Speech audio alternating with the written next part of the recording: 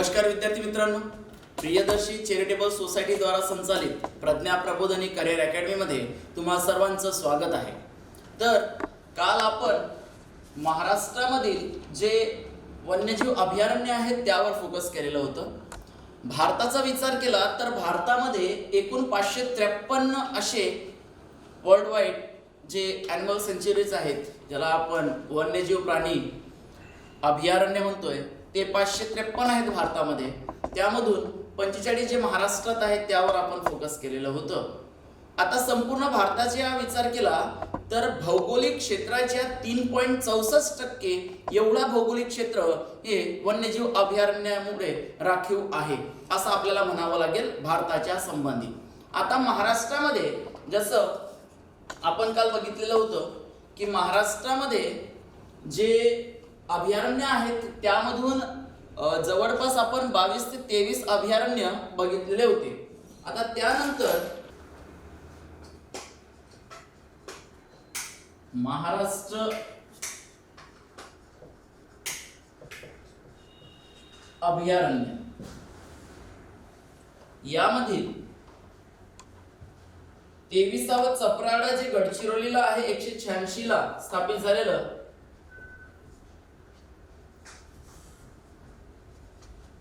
चपराळा अभयारण्य गडचिरोली मध्ये आहे।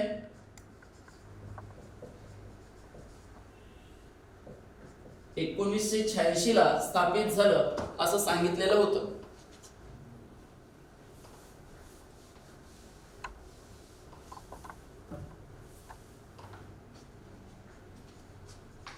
अभयारण्य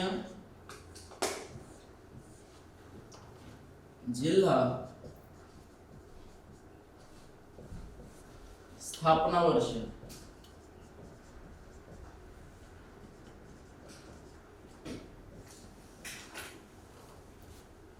यामध्ये 23वा चपराळा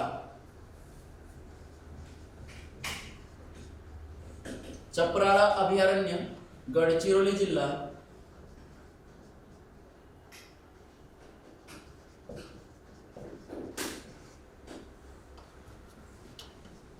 (1986).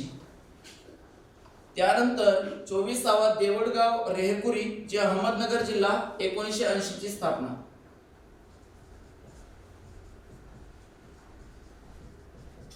देऊळगाव रेहकुरी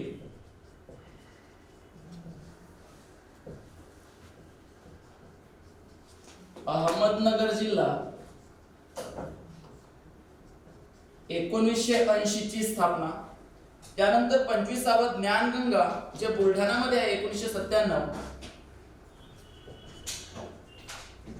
ज्ञानगंगा अभयारण्य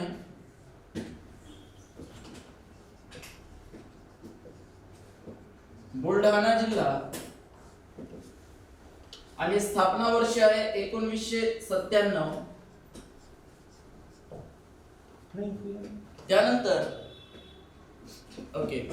त्यानंतर 26वा घोडाझरी जे चंद्रपूर जिल्ह्यामध्ये आहे, घोडाझरी अभयारण्य चंद्रपूर जिल्हा आणि स्थापना वर्ष आहे 2018। त्यानंतर कळसुबाई हरिश्चंद्र 27वा अभयारण्य महाराष्ट्रातील कळसुबाई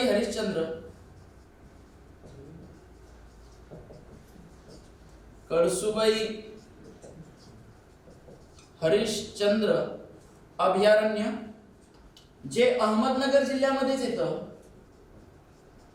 अहमदनगर जिल्ह्यामध्ये येतं आणि स्थापना वर्ष 1986 आहे 1986। त्यानंतर 28वा अभयारण्य महाराष्ट्रातील कारंजा सोहोळ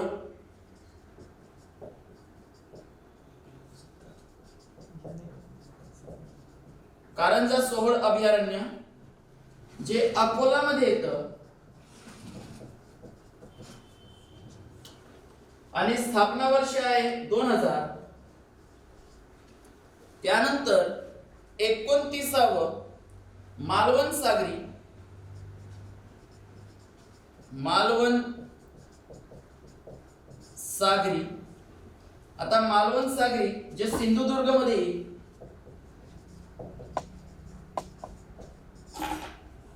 सिंधुदुर्ग, याची पण स्थापना 1987 चीच आहे, 1987. त्यानंतर 30वं अभयारण्य मानसिंगदेव, मानसिंगदेव, मानसिंगदेव जे नागपूर मध्ये आहे.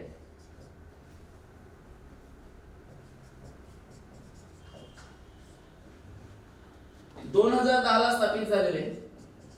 बघा या ठिकाणी आपण अभयारण्य विचार करतोय. या अभयारण्यामध्ये चपराळा जे गडचिरोली मध्ये आहे 1986 ला स्थापित झालं. त्यानंतर देऊळगाव रेहकुरी अहमदनगर जिल्ह्यामध्ये येतं जे 1980 ला स्थापित झालं. ज्ञानगंगा अभयारण्य जे बुलढाणा जिल्ह्याअंतर्गत येतं, 1997 ला स्थापना वर्ष आहे. घोडाझरी चंद्रपूर जिल्ह्यामध्ये येणारं जे 2018 ची स्थापना आहे. त्यानंतर कळसुबाई हरिश्चंद्र अभयारण्य जे अहमदनगर जिल्ह्यामध्ये येतं, स्थापना वर्ष 1986. त्यानंतर कारंजा सोहळ अभयारण्य जे अकोला जिल्ह्याअंतर्गत येतं, स्थापना वर्ष आहे 2000. त्यानंतर मालवण सागरी अभयारण्य जे 29वं अभयारण्य म्हणतोय आपण महाराष्ट्रातील, जिल्हा आहे सिंधुदुर्ग आणि स्थापना वर्ष 1987. त्यानंतर मानसिंगदेव अभयारण्य जे जिल्हा नागपूर अंतर्गत येतं, स्थापना वर्ष 2010. अशा पद्धतीने 30 अभयारण्य आपण बघितले. आता त्या पुढची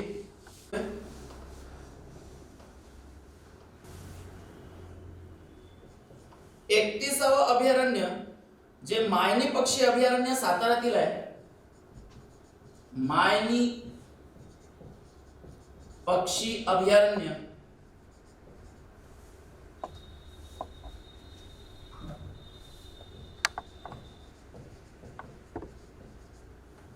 जिल्हा आहे सातारा आणि याचं स्थापना वर्ष जवळपास 2010 आहे. त्यानंतर 32वं अभयारण्य ज्याला नागझिरा म्हणते भंडाऱ्यातील, जे 1970 ला स्थापित झालं. नागझिरा भंडारा जिल्हा, स्थापना वर्ष आहे 1970. त्यानंतर 33वं अभयारण्य जे नायगाव मयूर आहे बीड मधील, नायगाव मयूर अभयारण्य बीड जिल्हा. आता नायगाव मयूर अभयारण्य जे बीड जिल्ह्यातील आहे हे स्थापित झालं 1994 ला, म्हणजे स्थापना वर्ष आहे 1994. त्यानंतर 33 च्या नंतर 34वं अभयारण्य नांदूर मधमेश्वर जे नाशिक अंतर्गत येतं. नांदूर मधमेश्वर जिल्हा आहे नाशिक. अभयारण्य नांदूर मधमेश्वर जिल्हा नाशिक 1986 ला स्थापित झालं. त्यानंतर 35वं अभयारण्य नवेगाव आहे जे गोंदिया अंतर्गत येतं. नवेगाव अभयारण्य जिल्हा गोंदिया, हे स्थापना वर्ष 2012 आहे. त्यानंतर 36वं अभयारण्य न्यू बोर वर्धा मध्ये येणार, न्यू बोर अभयारण्य वर्धा अंतर्गत येतं, वर्धा जिल्ह्यामध्ये, जे सुद्धा 2012 लाच स्थापना झालेली आहे. त्यानंतर 37वं अभयारण्य नवीन नागझिरा आहे. नवीन नागझिरा. आता नवीन नागझिरा सुद्धा या आधी नागझिरा भंडारा जिल्हा, नवीन नागझिरा सुद्धा भंडाराच, आणि याची स्थापना वर्ष सुद्धा आता इथं 2012 आहे. या आधी नागझिरा अभयारण्य जे भंडारा जिल्ह्यामध्ये येतं त्याची स्थापना 1970, त्याच्याच पुढचा भाग हा नवीन नागझिरा म्हणून अभयारण्य घोषित करण्यात आलं 2012ला, जो सुद्धा भंडारा जिल्हा अंतर्गतच येईल. त्यानंतर बघा या ठिकाणी अभयारण्य बघत आहोत 31व. बरं, हे जे नंबर दिलेले आहेत सिरियल नंबर, हे स्थापना वर्षानुसार दिलेले नाहीये. आपण अभ्यासाला सोयीस्कर व्हावं म्हणून जे अभयारण्य इथं मांडलेले आहेत, लिहिलेले आहेत, त्यांना एक विशिष्ट क्रमांक दिला. तो क्रमांक फक्त ते सगळे अभयारण्य आपल्याला लक्षात राहावं म्हणून देण्यात आलेला आहे. या क्रमांकाचा अर्थ असं नाही की या क्रमांकावर आलेला तो आहे बा, असं नाहीये. वर्षानुसार आलेला क्रमांक तो नाहीये. ठीक आहे, आपल्याला समजावून म्हणून दिलेला क्रमांक आहे. तर 31व जे मायनी पक्षी अभयारण्य आहे, जे जिल्हा सातारा अंतर्गत येतं आणि स्थापना कधी झालेली आहे तर 2010ला. त्यानंतर नागझिरा अभयारण्य जे भंडारा जिल्हा अंतर्गत येतं, स्थापना झालेली आहे 1970. नायगाव मयूर अभयारण्य जे बीड जिल्हा अंतर्गत येतं आणि याची स्थापना वर्ष आहे 1994. नांदूर मधमेश्वर अभयारण्य जे नाशिक जिल्हा अंतर्गत येतं आणि स्थापना वर्ष आहे 1986. त्यानंतर नवेगाव अभयारण्य जे गोंदिया जिल्हा अंतर्गत येतं आणि याची स्थापना वर्ष 2012 आहे. त्यानंतर न्यू बोर अभयारण्य जे वर्धा जिल्हा अंतर्गत येतं आणि याची स्थापना वर्ष 2012 आहे. नवीन नागझिरा अभयारण्य जे जिल्हा भंडारा अंतर्गत येतं आणि याची स्थापना 2012ला झालेली आहे. त्यानंतर 38व राधानगरी अभयारण्य कोल्हापूरमध्ये आहे.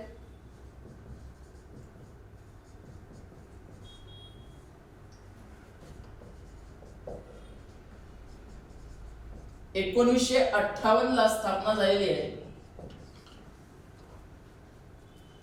त्यानंतर 39व सागरेश्वर जे सांगलीमध्ये आहे.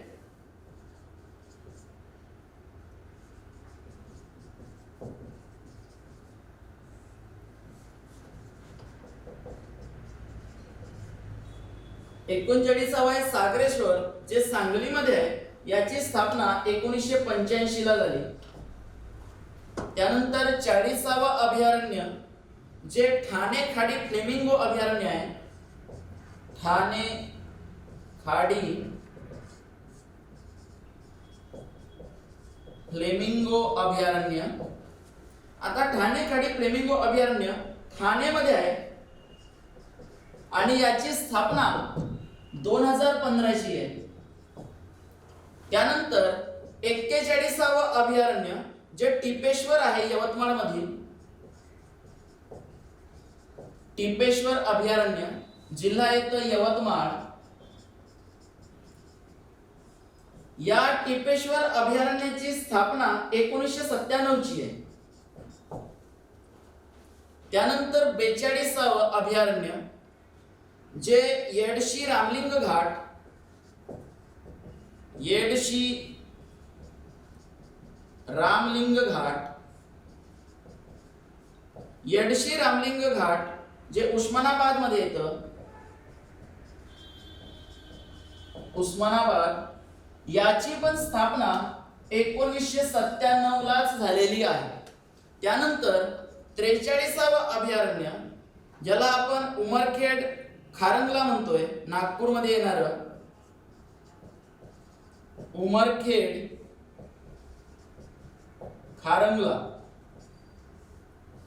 जे नागपूर जिल्ह्या अंतर्गत येतं. नागपूर जिल्ह्या अंतर्गत येतं उमरखेड खारंगला. याची स्थापना 2012ची आहे. त्यानंतर 44व अभयारण्य चिखलदरा जे अमरावती अंतर्गत येतं. चिखलदरा अमरावती या जिल्ह्या अंतर्गत येणार.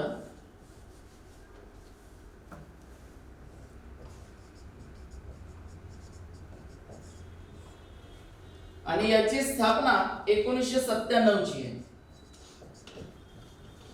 त्यानंतर 45व अभयारण्य गंगेवाडी नवीन मालढोक.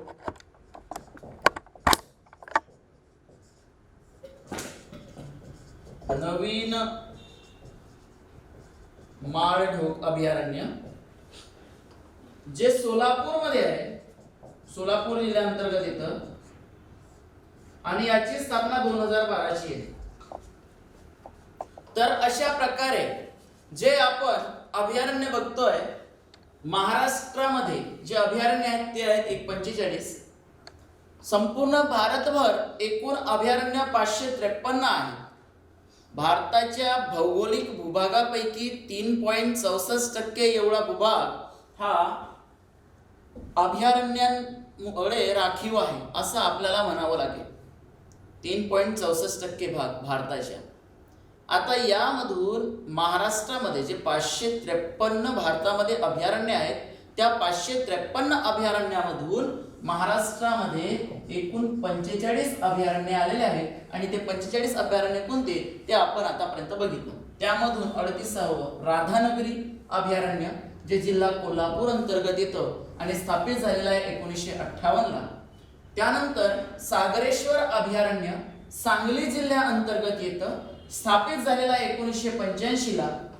त्यानंतर ठाणे खाडी फ्लेमिंगो अभयारण्य जे ठाणे जिल्ह्याअंतर्गत येतं आणि स्थापना वर्ष 2015 आहे. त्यानंतर टिपेश्वर अभयारण्य यवतमाळ जिल्ह्याअंतर्गत येतं आणि स्थापना वर्ष 1997. येडशी रामलिंग घाट अभयारण्य जे उस्मानाबाद जिल्ह्याअंतर्गत येतं आणि स्थापना वर्ष 1997. उमरखेड खारंगला अभयारण्य जे नागपूर जिल्ह्याअंतर्गत येतं, स्थापना वर्ष 2012 आहे. त्यानंतर चिखलदरा अभयारण्य जे अमरावती जिल्ह्याअंतर्गत येतं आणि स्थापना वर्ष 1997 आहे. आणि गंगेवाडी नवीन माळढोक अभयारण्य जे सोलापूर जिल्ह्याअंतर्गत येतं, स्थापना वर्ष 2012 आहे. अशा पद्धतीने आपल्याला अभयारण्य सांगता येईल. त्यानंतर जे राष्ट्रीय उद्यानं आहेत, असे एकूण 87 राष्ट्रीय उद्यानं आहेत. त्याविषयी आपल्याला माहिती असणं गरजेचे आहे.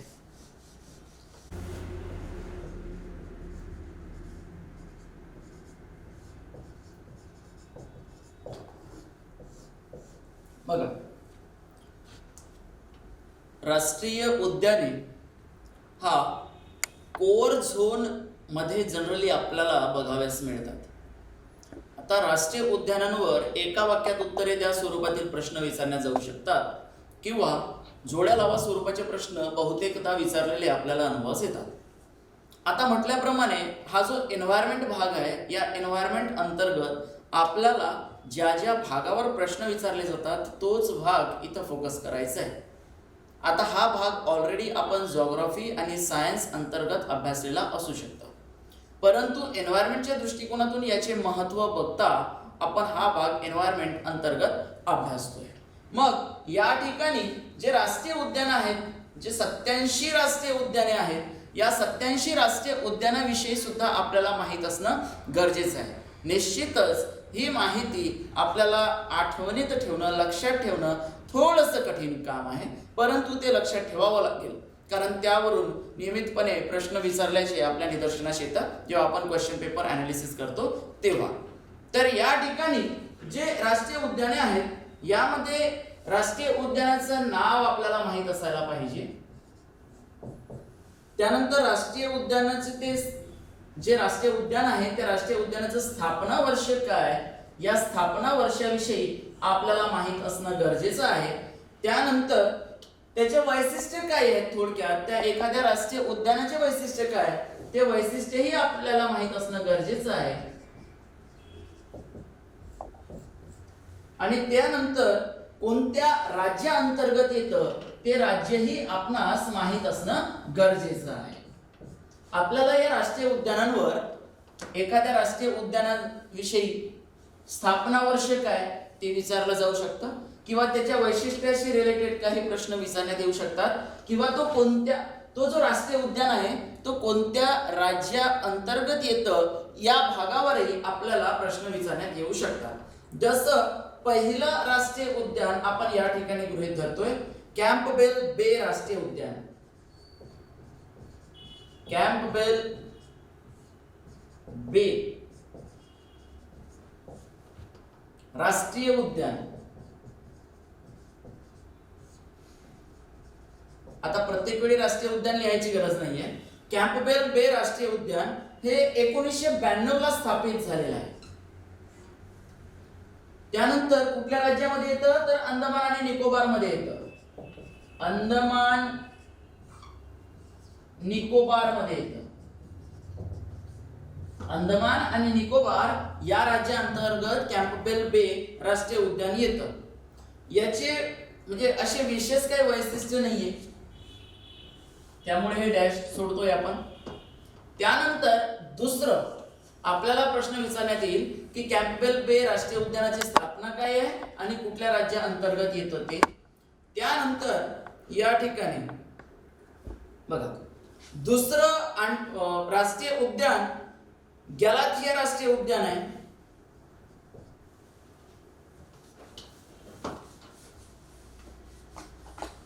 इथं राज्य लिहूया.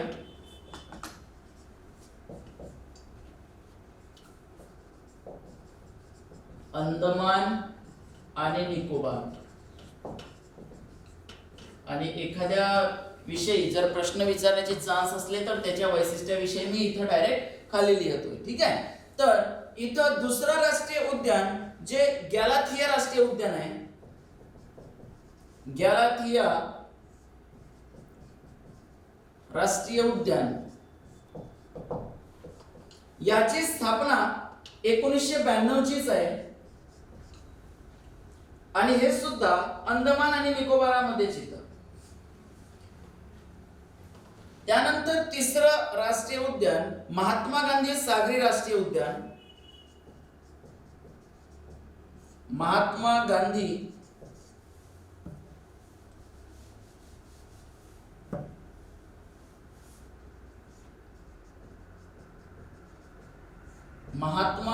गांधी सागरी राष्ट्रीय उद्यान याची स्थापना 1983 ची आहे. हे सुद्धा अंदमान आणि निकोबार अंतर्गतच येतं. त्यानंतर चौथं राष्ट्रीय उद्यान मिडल बटन बेट राष्ट्रीय उद्यान आहे.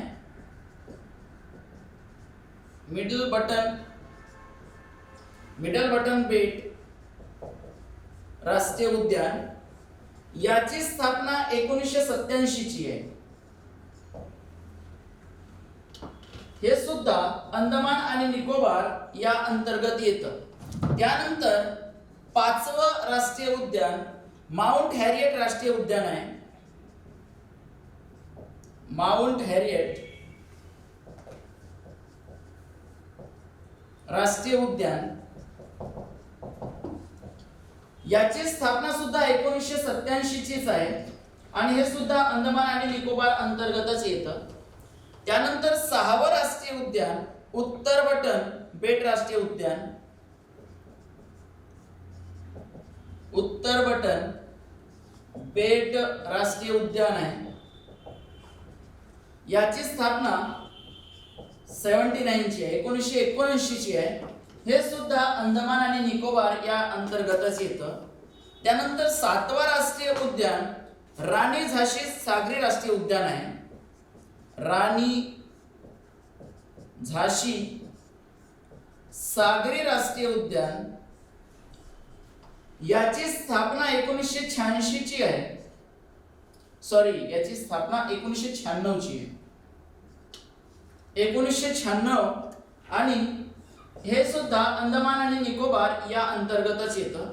त्यानंतर आठवं राष्ट्रीय उद्यान जे सॅडल पीक राष्ट्रीय उद्यान आहे. सॅडल पीक राष्ट्रीय उद्यान याची स्थापना 1987 ची आहे. हे सुद्धा अंदमान आणि निकोबार या अंतर्गतच येतं. त्यानंतर बरं, इथं लक्ष द्या, आपण राष्ट्रीय उद्याने बघत आहोत. त्यामधला पहिला कॅम्पबेल बे राष्ट्रीय उद्यान जे 1992 ची स्थापना आहे आणि राज्य अंदमान आणि निकोबार या अंतर्गत येतं. गॅलाथिया राष्ट्रीय उद्यान जे 1992 ची स्थापना वर्ष आहे, जे अंदमान निकोबार अंतर्गतच येतं. महात्मा गांधी सागरी राष्ट्रीय उद्यान जे 1983 ची स्थापना वर्ष आहे, राज्य अंदमान आणि निकोबार अंतर्गतच येतं. मिडल बटन बेट स्थापना वर्ष आहे 1987 अंदमान आणि निकोबार अंतर्गत येणारं माउंट हॅरियट राष्ट्रीय उद्यान 1987 ची स्थापना आहे, अंदमान निकोबार अंतर्गतच येतं. त्यानंतर उत्तर बटन बेट राष्ट्रीय उद्यान जे 1979 ला स्थापित झालेलं आहे आणि राज्य येतं अंदमान आणि निकोबार बेटे. राणी झाशी सागरी उद्यान आहे, 1996 ची स्थापना आहे, जे अंदमान आणि निकोबार अंतर्गतच येतं. सॅडल पीक राष्ट्रीय उद्यान जे 1987 ची स्थापना आहे, जे सुद्धा अंदमान आणि निकोबार अंतर्गतच येतं. त्यानंतर 9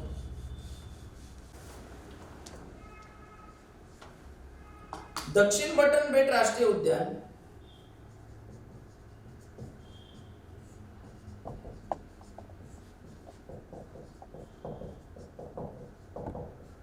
आता दक्षिण बटन बेट राष्ट्रीय उद्यान याची स्थापना 1987 चीच आहे आणि हे सुद्धा अंदमान आणि निकोबार या अंतर्गतच येईल.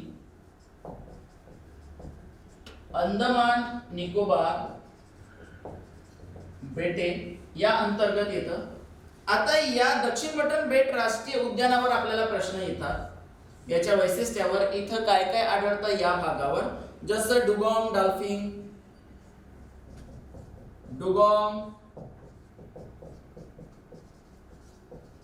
डॉल्फिन आहे. त्यानंतर वॉटर मॉनिटर सरडा आहे.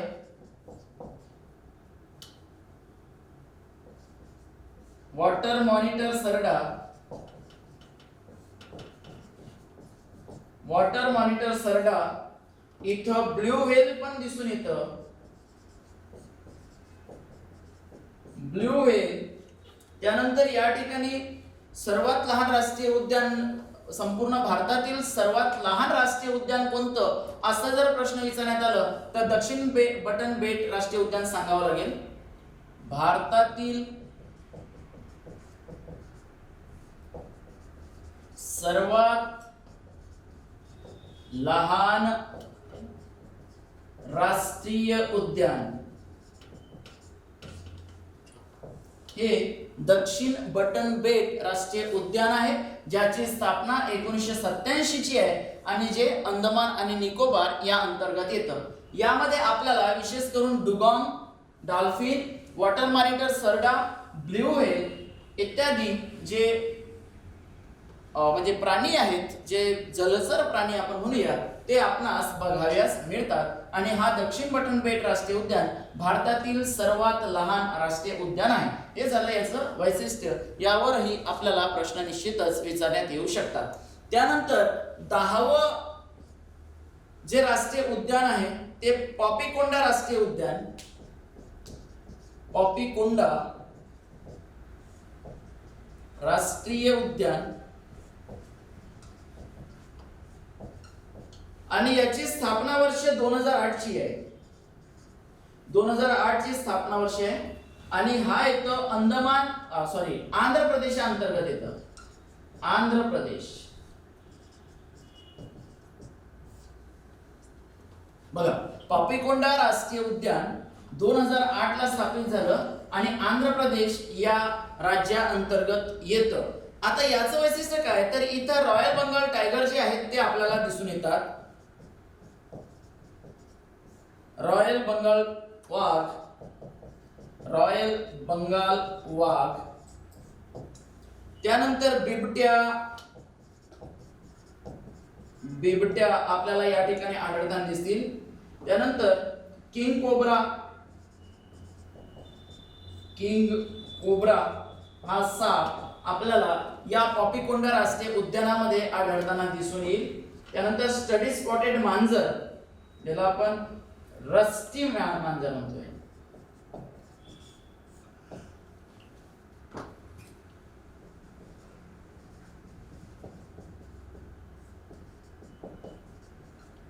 किंवा स्टडी स्पॉटेड मांजर, ज्याला आपण जास्त रस्ट असल्यामुळे रस्टी स्पॉटेड मांजर असं उल्लेखतोय. हे पॉपीकोंडा राष्ट्रीय उद्यानामध्ये आपल्याला आढळून येतात, ज्याची स्थापना आहे 2008 ची, जे आंध्र प्रदेश या राज्याअंतर्गत येईल. ज्या अंतर्गत आपल्याला रॉयल बंगाल वाघ दिसतील, बिबटे आढळतील. किंग कोब्रा करिता फेमस आहे पॉपीकोंडा राष्ट्रीय उद्यान. आणि रस्टी स्पॉटेड मांजर सुद्धा या ठिकाणी आपणास आढळून येतील. त्यानंतर 11व राजीव गांधी राष्ट्रीय उद्यान.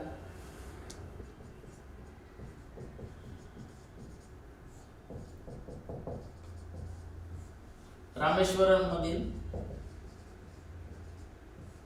राष्ट्रीय उद्यान आहे. याची स्थापना 2005 ची आहे. ओके, आंध्र प्रदेश अंतर्गतच.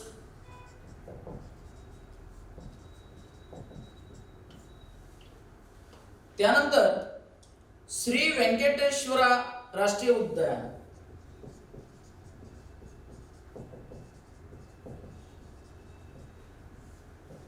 राष्ट्रीय उद्यान याची स्थापना 1989 ची आहे आणि हे सुद्धा आंध्र प्रदेश अंतर्गतच येतं. त्यानंतर 13वा राष्ट्रीय उद्यान मौलिंग राष्ट्रीय उद्यान आहे. मौलिंग राष्ट्रीय उद्यान आहे. मौलिंग राष्ट्रीय उद्यान अरुणाचल प्रदेश मध्ये आहे आणि 1986 ची स्थापना आहे.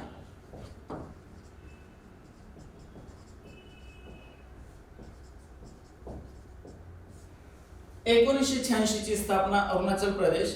त्यानंतर नामदाफा राष्ट्रीय उद्यान हे सुद्धा अरुणाचल प्रदेश मधीलच आहे. नामदाफा राष्ट्रीय उद्यान याची स्थापना 1983 ची आहे.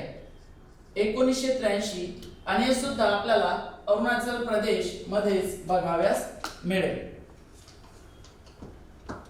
तर या ठिकाणी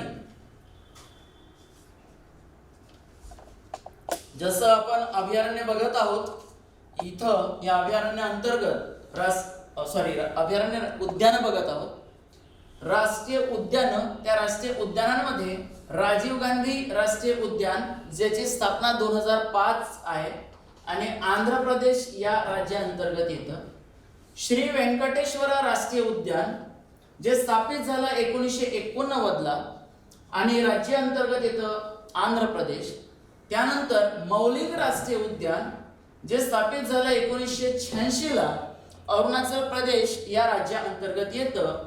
नामदाफा राष्ट्रीय उद्यान ज्याची स्थापना झालेली आहे 1983 आणि राज्य अरुणाचल प्रदेश अंतर्गतच येतं. त्यानंतर 15व राष्ट्रीय उद्यान जे दिब्रू साईखोचा राष्ट्रीय उद्यान आहे. दिब्रू साईखोचा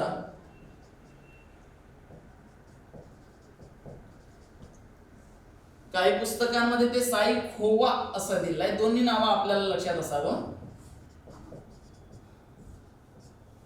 कदाचित प्रिंट मिस्टेक असू शकतं. नेटवर सर्च केलं तर आपल्याला साई खोवा असं नाव दिसून येतं, ठीक आहे. परंतु आपल्याला प्रश्नाची उत्तर देत असताना गोंधळ होऊ नये म्हणून मी इथं दोन्ही लिहून दिलेले आहे. ऍक्च्युली साई खोवा हा जास्त सोर्स मध्ये किंवा आपल्याला साईटवर दिसून येतं. दिब्रू साई खोवा हा राष्ट्रीय उद्यान याची स्थापना झालेली आहे 1999 ला, जे आसाम अंतर्गत येतं. आता साईखोवा मध्ये फेरल घोडा आपल्याला दिसून येतं. फेरल घोडा. त्यानंतर 16वा राष्ट्रीय उद्यान जे आपण काझीरंगा राष्ट्रीय उद्यान म्हणतोय. काझीरंगा राष्ट्रीय उद्यान, ठीक आहे. 16वा राष्ट्रीय उद्यान काझीरंगा राष्ट्रीय उद्यान.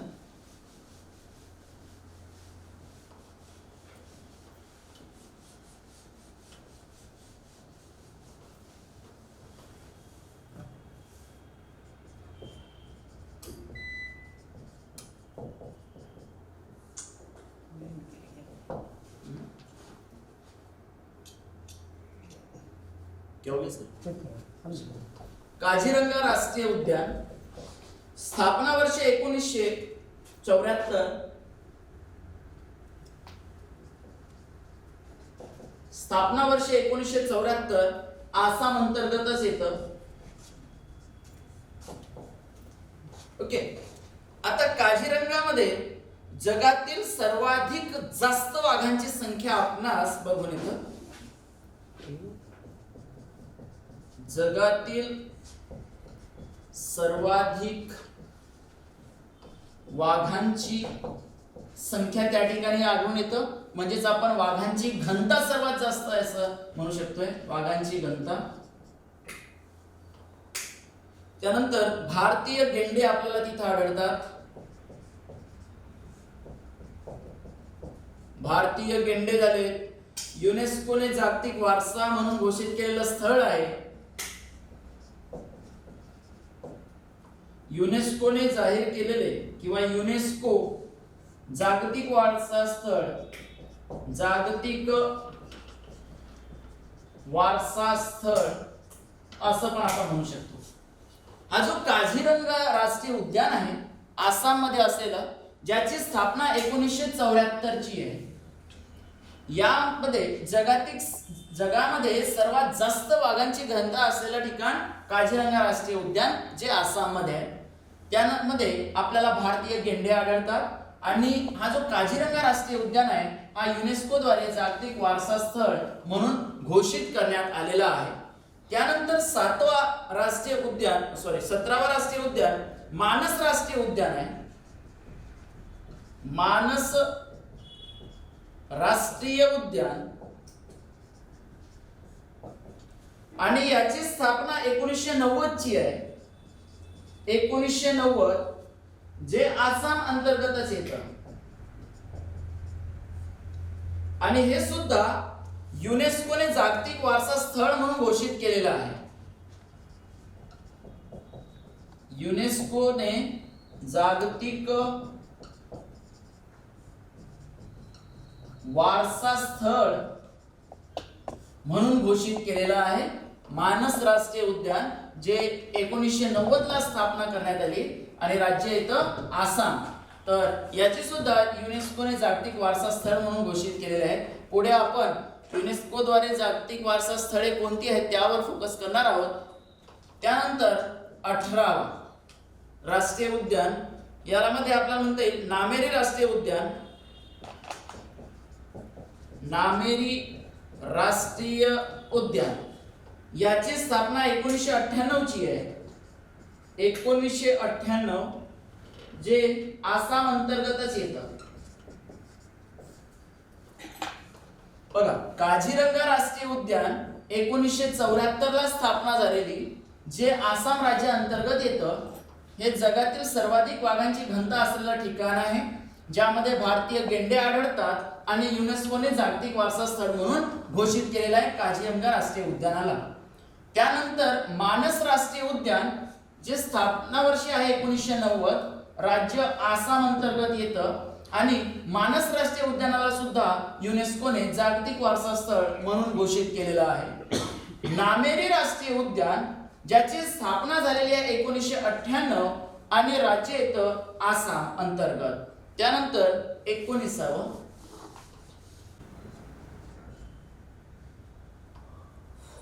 ओरांग राष्ट्रीय उद्यान.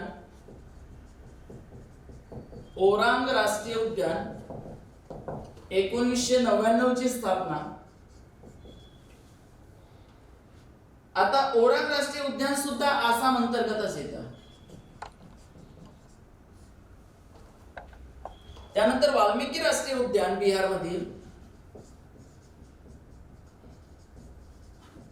वाल्मिकी राष्ट्रीय उद्यान याची स्थापना 1989 ची आहे. बिहार राज्यांतर्गत येणार. त्यानंतर 21वा राष्ट्रीय उद्यान जे गुरु घासीदास राष्ट्रीय उद्यान.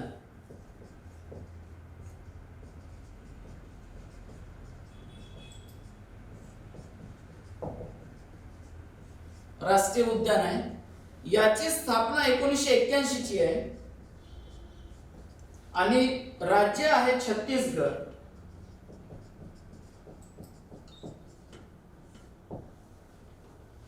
त्यानंतर इंद्रावती राष्ट्रीय उद्यान.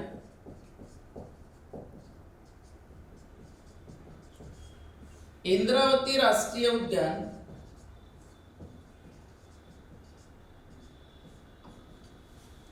याची स्थापना सुद्धा 1981 चीच आहे, जे छत्तीसगड या राज्याअंतर्गतच येतं.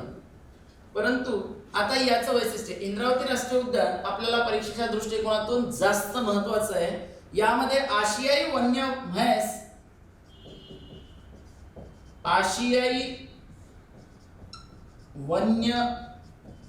म्हैस व्याघ्र प्रकल्प,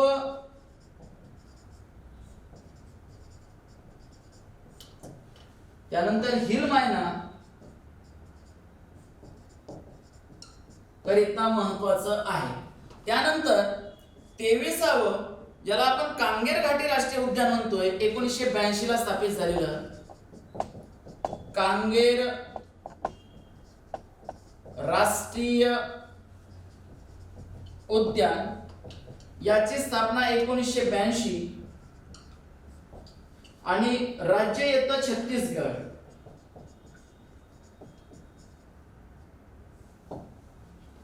त्यानंतर मोल्लेम राष्ट्रीय उद्यान 1992 ला स्थापित झालेलं मोल्लेम राष्ट्रीय उद्यान 1992 ला स्थापित झालेलं आहे, जे गोवा अंतर्गत येतं. बघ, ओरांग राष्ट्रीय उद्यान जे 1999 ला स्थापित झालं, आसाम या राज्याअंतर्गत येतं. वाल्मिकी राष्ट्रीय उद्यान स्थापना वर्ष 1989, बिहार या राज्याअंतर्गत येतं. गुरु घासीदास किंवा संजय राष्ट्रीय उद्यान जे 1981 ची स्थापना वर्ष आहे, छत्तीसगड राज्याअंतर्गत येतं. इंद्रावती राष्ट्रीय उद्यान 1981 ची स्थापना वर्ष, छत्तीसगड राज्याअंतर्गत येतं. कांगेर राष्ट्रीय उद्यान 1982 ची स्थापना वर्ष आणि छत्तीसगड राज्याअंतर्गत येतं. त्यानंतर मोल्लेम राष्ट्रीय उद्यान स्थापना वर्ष 1992 आणि गोवा या राज्याअंतर्गत येतं. त्यानंतर 25वे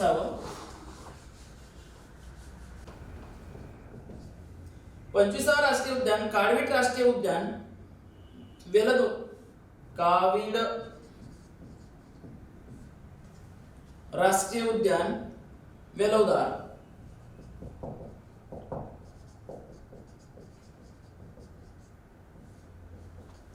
याची स्थापना वर्ष 1976 ची आहे आणि राज्य येतं गुजरात. अतिशय महत्वाचं आहे आपल्याला राज्यसेवेमध्ये यावर प्रश्न येऊ शकतात. कावीड राष्ट्रीय उद्यान वेलोदार 1976 ची स्थापना आणि गुजरात अंतर्गत येतं. यामध्ये शिकारी चित्ता आपल्याला आढळून येतं. शिकारी चित्ता, काळवीट लॉज,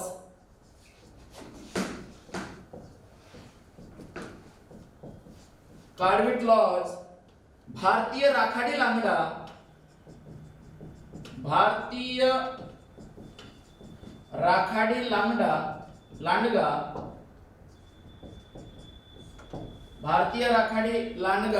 निशाचर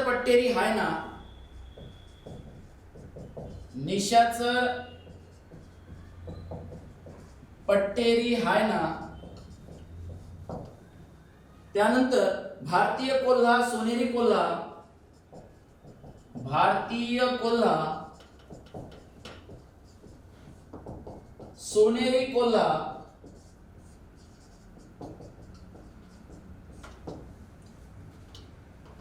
त्यानंतर जंगली मांजर,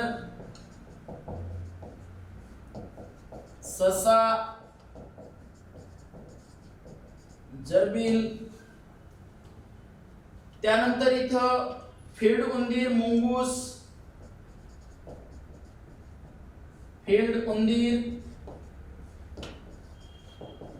मुंगूस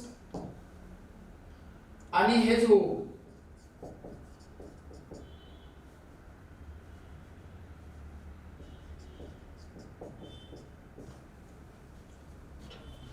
आता हेजहोग सारख्या लहान ज्या प्राणी आहेत त्या प्राणी सस्तन प्राणी, हेजहोग लहान सस्तन प्राणी आहे.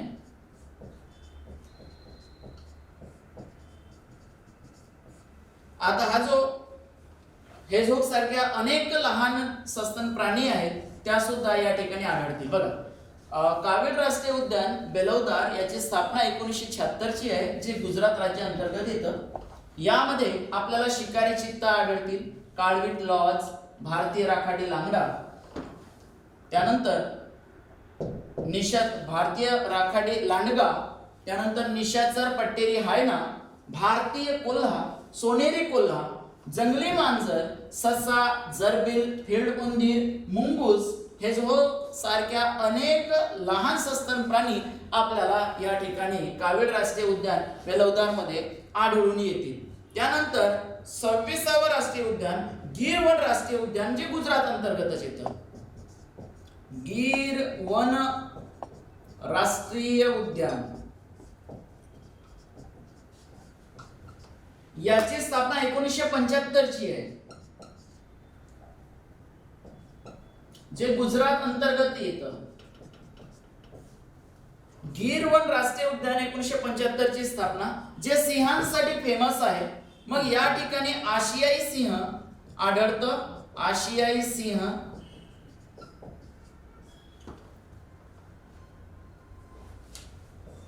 ओके, गीर वन राष्ट्रीय उद्यान 1975 ला स्थापित झालं, गुजरात अंतर्गत येतं, जे आशियाई सिंहांकरिता फेमस आहे. त्यानंतर 27वे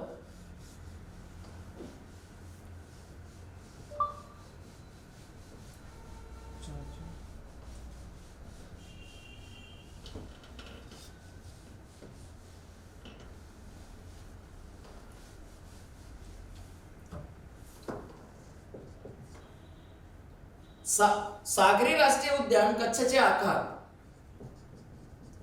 सागरी राष्ट्रीय उद्यान कच्छचे आखात यांची स्थापना 1982 ची आहे.